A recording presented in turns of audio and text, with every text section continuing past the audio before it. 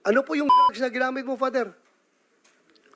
Shabu po, o bago pa mag-shabu. So, 15 years. How old ka nag-start gumamit na shabu? Mr. Chair, simula po ako ng 16. 16. Opo. 16 plus 15, that's 31. Kailan ka naging pare? 2006. 2006. How old were you? How old were you? 2006. 31 ho. 31. So meaning, nasa loob ka pa ng seminaryo, gumagamit ka na Meron shabu. po ako. Ang matindi po nito mga kabayan ha, sa ang kabalintunaan ginawa nitong paring to, ginawan pa po nila ng museum yung mga namatay na adik. Ganyan po katindi ang paring yan mga kabayan. Yung sa 44 nga hindi na pagawa ng museum Pero yung mga adik na namatay, mga kabayan, napagawan pa ng museum. Ganyan po katabingi ang utak ng paring ito mga kabayan. At minsan, nung siya'y gumagamit, tumitira po ng pulboron mga kabayan, naisipan niya magpari kaya ako. Ha? At yun na mga kabayan, ano pong masasabi nyo dito Dito po sa paring dating adik mga kabayan, na kung saan, isa po siya sa mga nagsampa ng kaso laban po kay BP Inday Sara. Ayon nga po sa kanya, kung wala daw pong tinatago si Sara Duterte, humarap daw po siya. At yung ginagawa daw po niya, wala daw pong halong politika. Ito daw po ay bilang pari ng simbahan. Sabi niya the truth has always been enshrined in the gospel, and that is why I'm here. Ito po sabi ni paring adik mga kabayan. Ito katigyan pong babalikan mga kabayan, ito pong paring to, siya po ay dating gumagamit sa matagal na panahon. At minsan, nung siya'y gumagamit, tumitira po ng pulboron mga kabayan, naisipan niya magpari kaya ako. Ha? Mukhang maganda po yung trip niya dun sa pagpapari niya. At ayun nga po, tinuloy-tuloy na po niya yung pagiging pari niya. Di po natin alam kung hanggang ngayon po tumitira pa rin po ito ng pulboron. Pero isa na po masasabi natin, adik po ito paring to. Ang matindi po nito mga kabayan sa ang kabalintunaan ginawa nitong paring to, ginawan pa po nila ng museum yung mga namatay na adik. Ganyan po katindi ang paring yan mga kabayan. Yung sa 44 nga hindi na pagawan ng museum Pero yung mga adik na namatay, mga kabayan, napagawan pa ng museum. Ganyan po katabingi ang utak ng paring ito mga kabayan. Kaya ano po sabi ni Miss Malutikia, yung toneladang papel does not speak well. Optics lang, pareho pa doon sa isang nag-uso niyan. Mahiya naman kayo. Di ba? Naglabas ang toneladang papel Para Para sa media, mga kabayan. Etong media, syempre, alam nyo naman po ang kalagayan ng media natin sa ating bansa. Talaga pong ganyan. Basta laban kay BP Inday Sara, kaagatin at pagkakalat po nila yan mga kabayan. Kahit alam naman po nila na wala pong basihan yung kasong ginawa o ipinasa nitong ni paring adik.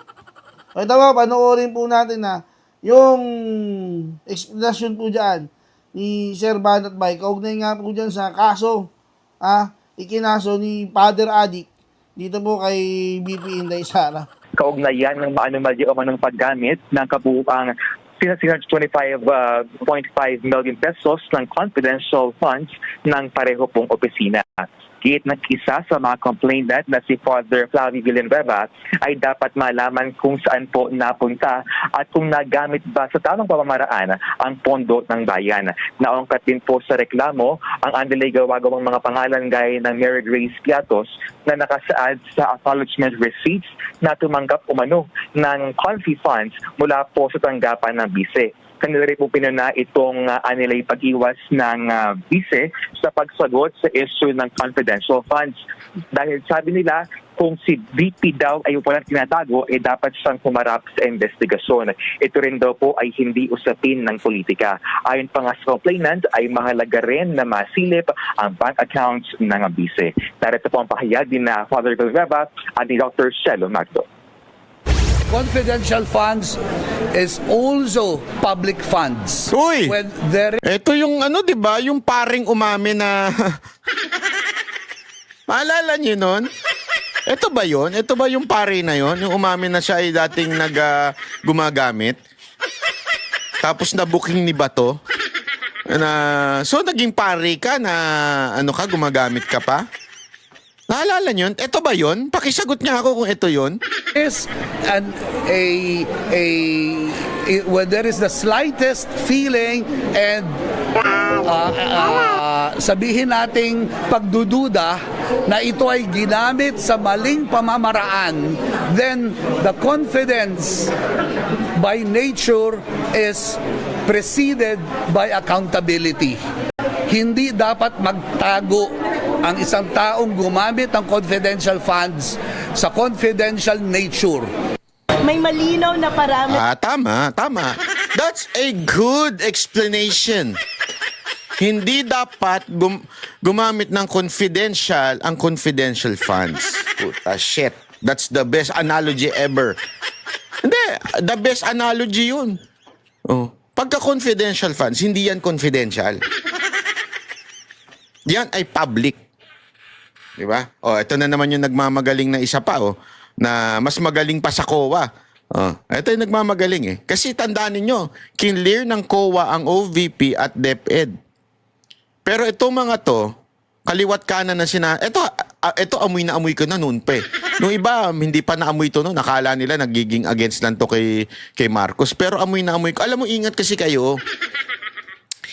Mga kababayan, ingat kayo sa mga lumalabas na kunwari kuno bumabatikos sa mga Marcos tapos biglang kakabig papunta kay BP Sara Duterte. Kasama yan sa mga tanim eh.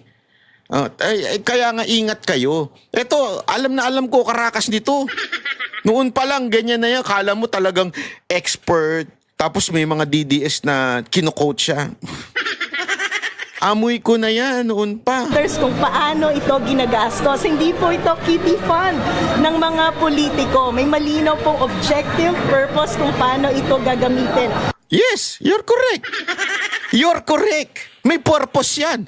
At sabi mismo ng COA, yung purpose na yon ay tama. Ano ginagawa nyo dyan? Utos. Para masira yung perception. Para masira yung perception kay BP Sara. Sige. Naintindihan na namin. Don't worry. We understand you. It's part of your job. It's part of your job. It's part of your mission na masira si BP Sara Duterte. Ruth, sinabit nga din ng mga complainants sa Ombudsman ang committee report ng House Committee on Good Government and Public Accountability na nag-imbestiga po noon sa confidential funds na tanggapan po ng BISE. Sa ngayon ay wala pang statement ang OVP ukol po dito sa reklamong isinampa laban kay BP Sara. Ruth, balik sa'yo. Yan po ang Express Report ni JC Cosico. Mga kapatid, Ruth. Alam mo, yung ano nila, no, yung style nila na sabay-sabay yung birada. Tas kaliwat kanan. Yung sunod-sunod eh. Iyan po isang bagay na hindi mo mapapagkaila eh. Hindi mo madideny na hindi siya well-oiled, ika nga. Sabi nga nila, di ba? That's the perfect term. Well-oiled. Di ba? Halatang halata na sila po ay talagang planado yung ginagawa nilang ganyan. Obvious na obvious. Alam mo mga kababayan, ito lang masasabi ko sa inyo, no? Sa mga darating pang panahon, sigurado ko na marami pang lalabas.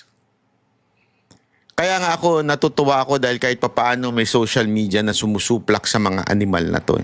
May social media na nagpapasinungaling sa kanila. Pero at the same time, makikita mo pa rin sila na active din sa social media kasi napakaraming troll. Ako, nagugulat ako sa dami ng troll sa page ko sa Facebook. Pag titingnan mo, talaga walang mga muka. Sarado yung mga Facebook page na mga Facebook profile nila. Talagang halatang meron sila mga i-hire na mga media na magsasalsal sa media, mga reporter, mga anchor. Tapos meron din sa social media, mga bagong kunong political analyst. Tapos merong mga babanat. May kanya-kanya silang may kanya-kanya silang agenda. Ito Itong grupo na ito yung kunwaring think tank nila. Parang yan yung mga matatalino na nakakampi at babanat sa mga Duterte. Kakampi kay Marcos, babanat sa mga Duterte. Hindi pala kay Marcos, si Romualdez. Tapos kakampi sa lalabanan ng mga Duterte. Tapos meron sila mga vlogger na yung tapon, yung talagang, yung alam mong wala namang kwentang vlogger, yung mga dugyot na vlogger nila. Di ba? Ang gagawin niyan, bababuin lang o magsasalita lang na masama sa mga Duterte supporter, Duterte vlogger. Di ba? Tulad natin. Ganyan lang yung kanilang ang kanilang misyon, bantayan nyo lang yung mga Duterte vlogger. Tapos bash nyo sila ng bash hanggang pumatol sa inyo. Di ba? Yan, yun ang kanilang kanilang agenda lang. Manira lang na manira. Oh.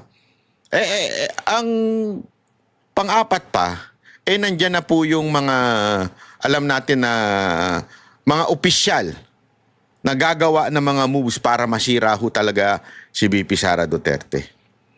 It doesn't matter to them whether na makonvict si VP Sara Duterte o hindi. Importante, masampa ng kaso. Sigurado ako, from now on until to the end of 2028, sunod-sunod ang kaso. Kaliwat kanan. Impeachment, kaso, lahat yan, sunod-sunod yan. Para talaga masira ho ito si VP Sara Duterte. Again itong mga kaso na to, walang mangyayari dito. Ipapuputol ko itong ko. Oh, ito. Papuputol ko ito pagka na-convict si VP Sara Duterte. Ganun biro. Alam mo kung bakit? Hindi naman yun ang goal nila eh. Halatang sablay lahat ng mga yung mga biradan, yung mga banat nila, yung mga akusasyon nila, puro sablay. Oo, maaring makulong because maybe magsampa sila ng kaso na non-bailable, pero hindi makonvict. Kasi magkaibang nakulong sa na-convict Kasi may mga nakukulong na hindi pa convicted. Ganun talaga non-bailable yung kinaso. Kaya nga yan ang ikakaso sa kanila, yung mga non-bailable eh. Di ba? Halimbawa, yung eto, sabi ko, may narinig ako. May ikakaso daw na bago dito kay Senator Bong Revilla para talagang malakas. Tandaan niyo kasi sanggang dikit po ni Senator Bong Revilla etong si VP Sara Duterte. Kung naalala nyo, isa ito sa mga kinuha niya noon. At may nagkwento nga sa amin na dapat pa nga magiging kapartner ito ni VP Sara Duterte. If not Vice President, pero President. Kasi yun ang parang inaay. Dahil noon pa. Kaya talaga ngayon, inaano siya, ginigit-git siya. Kasi alam naman natin, ang labanan ng Remulla at Revilla ay matindi dun sa kanilang lugar. Hindi pa pwede makalamang itong si Revilla kay Remulla. Kasi itong mga Remulla, mga crybaby ito eh. Hindi kayang maging senador. Tapos, isinusuka pa ng Cavite. So, dahil sa sinusuka sila ng Cavite, nagpa-appoint. Ang mga sumipsip na lang na sumipsip. Ang problema, dahil doon, lalong mawawalan. Mga kababayan, yung mga anak ng mga Remulla sa Cavite, naku po. Tanong nyo sa mga taga Cavite kung anong imahe ng mga anak niya dyan. Diba, yung isa nga, kung hindi lang siguro, naku. Shoot sa banga yun eh. Di ba? Pero dahil nga naman yung tatay niya, dismiss ang kaso. Di ba? Ngayon, wala na talagang mapipwesto dyan sa Cavite kung hindi talagang mga... kasi ang nangyari dyan, ayaw na nga nila sa Remulla. Gustong-gusto pa nila si Revilla. Yung pala, nakuha ko na yung pangalan ng yung kapatid ni Senator Bong, si Strike Revilla. Ang lakas din daw niyan dyan sa Cavite. Tuwan-tuwa daw ang mga tao dyan. Hindi, kayo mga taga Cavite ang sumagot ha. Kaya todo-todo ang ginagawa ng Remulla laban dito sa mga Revilla. Aside from, magnet yan News magnet yan. Kaya nga, di ba sinabi ko sa inyo, asa na si Romualdez? Nakalimutan na natin yun?